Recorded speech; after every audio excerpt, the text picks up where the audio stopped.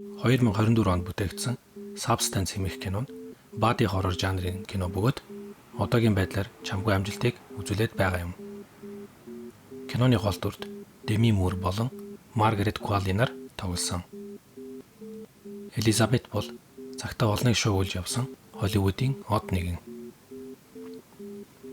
Гэвч цаг хугацаа өнгөрч тэрээр хуучин шиг залуу сайхан харагдхаа байж ирэв. Дээр нь олон нийт өмнөх шиг түүнийг шүтэн бишрхэж нэгэнт болсон байдаг. Тэр бол унтарч яваа од. Удалгүй түүний хөсөлдөг компани түүнтэй хийсэн гэрээгээ цуцалдаг нь түүнд маш том цохилт болно. Ингээд Элизабет нүд өрөмхийн зур оддын тавцан дээрээс жирийн нэгэн болтлоо доош ундаг. Бодит байдалтай эвлэрч чадахгүй хэсэг хугацаа өнгөрнө. Гэтэл гэнт нэг өдөр түүнээр нэгэн үл мэдэгдэх газраас туршилтанд орж үзэх эсхийг лавлан асууна. Туршилтын бэлтгэлийг хэрэглэвэл Элизабетийн биед санаанд ормгүй зүйл тохиолдох болно. Түүний бие хоёр хэсэг болон хуваагдаж тэрээр хоёр тусдаа амьдралаар амьдрах боломжтой болох юм. Гэхдээ нэг нь одоогийн Элизабет хэвээрээ үлдэх ба харин нөгөө нь үзэсгэлэнт залуу бүсгүй. Элизабет ч бодит байдалтай эвлэрч чаддаггүй тул уг бэлтгэлийг уухаар шийднэ. Ингээд түүний биеэс Суи төрдөг. Суи бол Элизабетийн хамгийн төгс хувилбар. Түүнд Элизабетийн мэдлэг, авьяас чадвар, дээр нь залуу гоо сайхан үзэсгэлэнгээд бүгд байдаг. Суич юу хийхээ мэдэж байдаг тул маш богино хугацаанд Элизабетийн алдсан амжилтыг эргүүлж олж авдаг.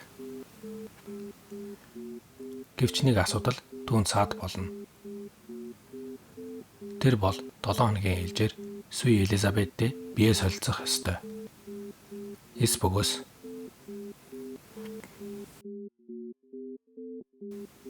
Суи амжилтанд донтож эхэлнэ. Амжилтаас нэг ч хором холдохыг үл хүснэ. Улмаар энэ нь Суи Элизабет хоёрын өрсөлдөөний эхлэл болж ирдэг.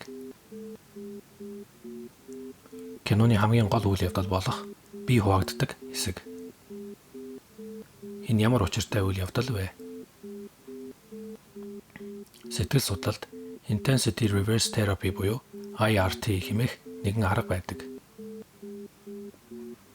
Энэ арга нь хүн ямарваа нэгэн зүйлээс айхаа айцтай байх, сэтгэл зовнилттой явдаг бол түүнээс халахж өгөхөд тусалдаг нэг төрлийн арга юм. Жишээ нь хүн ямарваа нэгэн асуудалтай байдаг бол тухайн асуудлыг мартахыг хичээх, хол байх, өөр зүйл тухайн санаагаа төвлөрүүлэх гэх мэтээр асуудлыг тойрч гарах арга хайдаг. Харин IRT нь түүний эсрэг. Хүн айцтайгаа нүүр тулж улмаар түүнийг даван гарах аргыг хэлдэг. Кинонд гарч буй Элизабетийн биеийн хувирал нь IRT хэмээх аргыг хэрэглэж хүн өөрийн айцтай нүүр тулж буй метафор байдаг.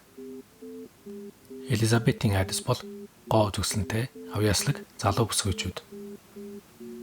Учир нь Элизабет нэгэнд залуу бүсгүйчүүдтэй эн тэнцэхгүй болсон байдаг тул тэднээс айх айдастай болсон байдаг. Ийм учраас туршилтын бэлтгэлийг уух үед түүний айдас түүний биеэс уран гарч ирж тэрээр өөрийн айдастайгаа нүүр тулж эхэлдэг. Үйл явдал цаашаа өрнөх үед Элизабет залуу гоо үзэсгэлэнгээс айх айдас нь алга болж ирэн хөвшин ч гэсэн өөрийн биеэр байхыг илүүд үзэж ирдэг. Энэ нь IRT хэмээх арга түүн нөлөөлж буйг цаагуур нь хэлж байдаг. Суи Элизабет хоёрын тэмцэл нь эцсүүлд Элизабетийн амь насанд хүрснээр дуусгар болдог. Харин нөгөө талгүй болсон Суи яхаа мэдлгүй бэлтгэлийг өөртөө хэрэглэж орхино. Ингээд Суигээс түүний өөрийн айдас урган гарч ирдэг.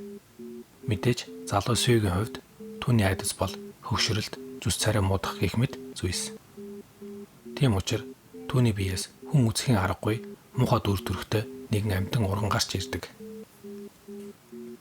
Киноны төгсгөл хэсэгт киноны угар амьсгал тэс өөр болж хувирдаг. Суигийн биеэс урган гарч ирсэн түүний айдас хинээс ч айлгүй олны дунд алхаж явна. Уг явдал нь Суи болон Элизабет аль нь ч байсан өөрийн хэн байх, ямар байх гэдгээс нэгэнт айж хэмээхэ байсныг илэрхийлдэг.